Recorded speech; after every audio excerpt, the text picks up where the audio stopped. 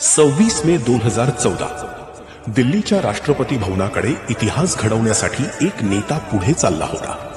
दिल्लीच्या राष्ट्रपती भवनात संपूर्ण देशाच्या आशा, अपेक्षा आणि स्वप्नांना सोबत घेऊन नरेंद्र मोदी यांनी भारताच्या पंतप्रधान पदाची प्रथमच शपथ घेतली. एक सामान्य कुटुंबातून आलेला माणूस अखंड मेहनत, जिद्द आणि राष्ट्रसेवेच्या बळावर देशाच्या सर्वोच्च पदापर्यंत पोहोचला. त्या दिवशी फक्त सरकार बदललं नव्हतं, तर करोडो भारतीयांच्या मनात नवा भारत घडवण्याचा विश्वास जागा झाला होता. देश प्रथम, जनता सर्वोच्च आणि विकास हाच ध्यास, हीच त्या शपथेची खरी ओळख ठरली.